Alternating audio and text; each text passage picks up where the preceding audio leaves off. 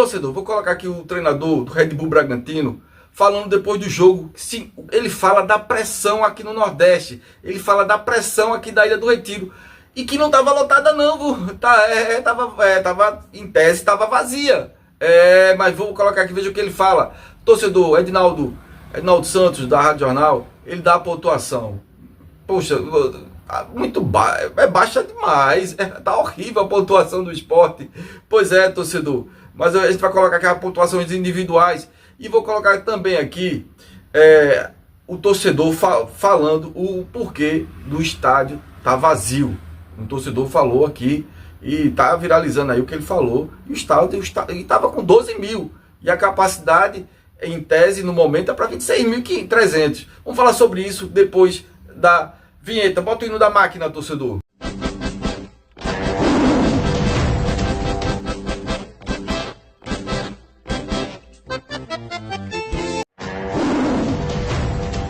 Você é esporte, então você veio para o lugar certo. Aqui é seu lugar. Se inscreve, dá um like e aperte o sininho. Pois é, torcedor. Uma derrota. Essa derrota a gente bota na conta de Pepa, por ter tirado o Barleta e pelo Gustavo Lima, que foi de 6 por meia dúzia, né? Mas a gente tem que levar em consideração. Vou colocar aqui o Pepa falando também no final do vídeo, né? Lá no final mesmo. Vou colocar aqui a realidade. Vamos lá para a realidade. O Sport tá com problema o Sport teve problema com a arbitragem. Isso é um fato. A gente aqui não tem que ser clubista, não existe perseguição, existe realidade e a gente trabalha em cima de acertos, né? Vamos lá. E de profissionalismo. Tivemos problema com a arbitragem, né? No jogo contra o Palmeiras, aqui, era para o Sport estar com mais uma pontuação aí, e contra o Vasco. Isso aí é fato. Estamos com problema de departamento médico, né? A gente tem dois caras na posição, o Dalbert no lateral esquerdo, está sem lateral esquerdo, está sem potência na amplitude do corredor esquerdo no jogo. E o Igor Cairuz, né? Então isso isso também conta. O problema de Pepa é problema de Pepa, mas o problema de DM tem 8 jogadores no DM, né? E o Sport não contratou na janela extra. Não sei até onde Pepa tem culpa de não ter pedido reforço, né? Na direção. Não sei até onde também vai a culpa da direção de não ter contratado, e a maioria dos clubes do Brasil contrataram nessa janela extra. Com dificuldade sim, mas contrataram. Vamos lá. É pior do que está passando por isso. O Sport muitas vezes conseguiu quebrar nossa pressão, inverter, usar a largura do campo e tentar trabalhar lado oposto e progredir pelos lados e muitas vezes nos pressionou dentro da nossa própria área, né? A gente sabia da dificuldade que ia ser. A gente avaliou que a qualidade de jogo do Sport era muito boa e que a pontuação não era condizente com a qualidade de jogo. Então a gente já esperava uma partida muito difícil. Nunca é fácil jogar no Nordeste. Acho que a torcida é muito fanática, empurra, isso inflama os jogadores, eles jogam com um nível de confiança e agressividade diferente, né? E basta você ver a quantidade de ações de jogada individual, de fuga que os pontas, que os meias do Sport tiveram hoje, nos geraram muitos problemas, né? Então, torcedor, a ilha tá no momento total, cabe 26.300, que na verdade a capacidade seria 32.500, porque falta saída de emergência. O bombeiro só quer para liberar, só falta saída de emergência e corre em mão das escadas da arquibancada. O Sport está perdendo dinheiro, o Sport está perdendo pressão, porque quanto mais a ilha lotada, quanto mais a ilha cheia, quanto mais a ilha pujante, quanto mais o Red Bull Bragantino sente na base. Eu vou colocar aqui o treinador do Bragantino, que ele sentiu na base. Aqui tá, o Sport perdeu muito gol, né? Se a gente for colocar aqui Barleta, Lucas Lima, Tite Ortiz, bola no travessão, se aquelas bolas entrassem ali, o Sport tinha feito uns 3-4 ali no Bragantino. O Bragantino ficou com o bumbum na parede. E entenda uma coisa, o Bragantino venceu o último jogo lá em Bragança Paulista, o do Botafogo, por 1-0. Esse Bragantino que a gente encurralou no segundo tempo, com toda a escalação aqui errada, né? no sistema defensivo, a gente encurralou por causa dessa pressão, dessa mística, porque Barleta é rápido, Lucas Lima, grande jogador, a gente temos Leni Lobato, a gente temos grandes jogadores, né?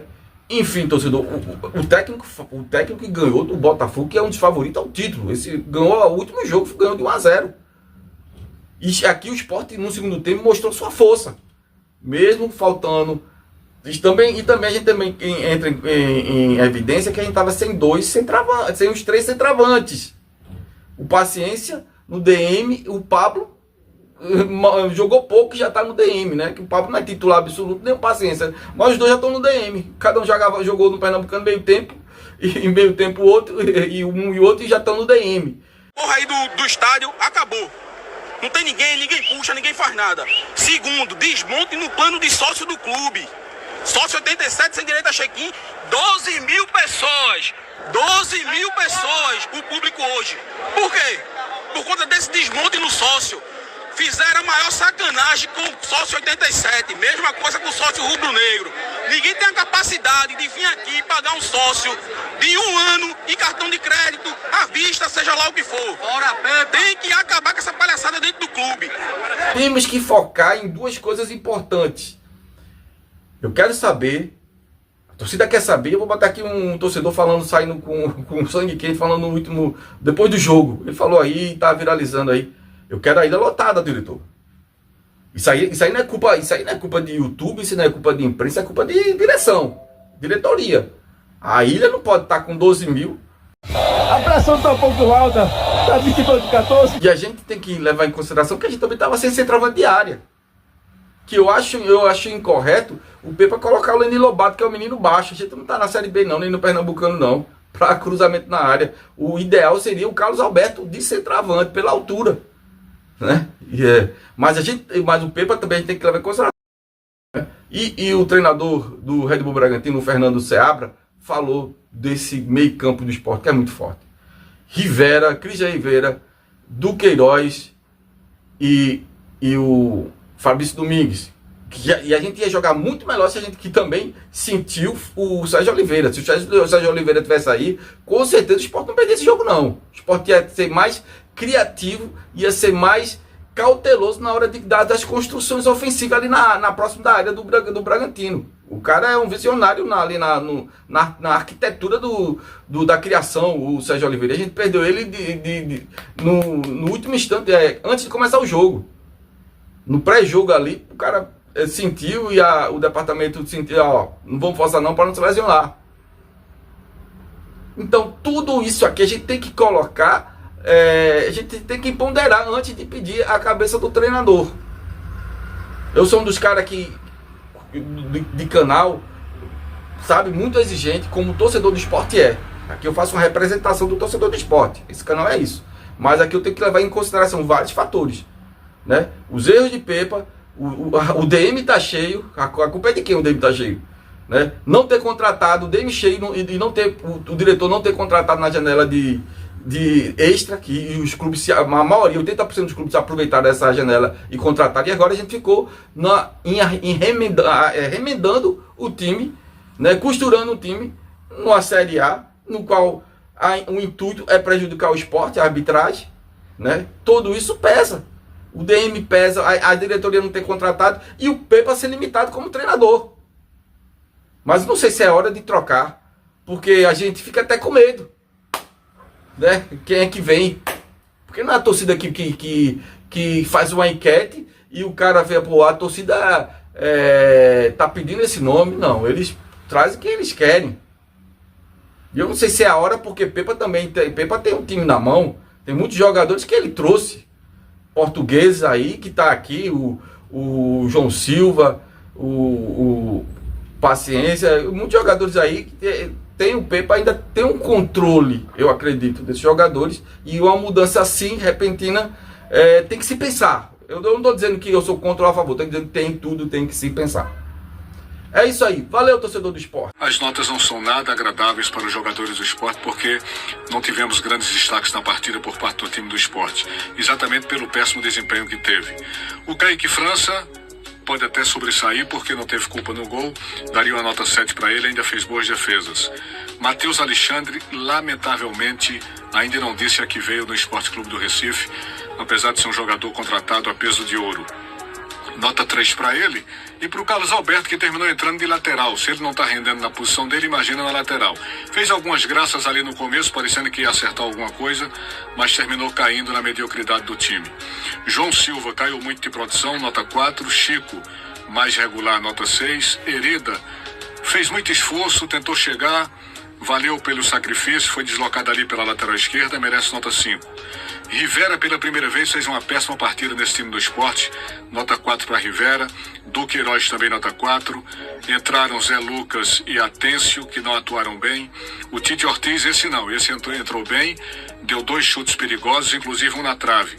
Rivera, o Duqueiroz e o Atêncio com nota 4, enquanto que o Tite Ortiz fica com nota 6 pelos 2 bons chutes que teve na partida.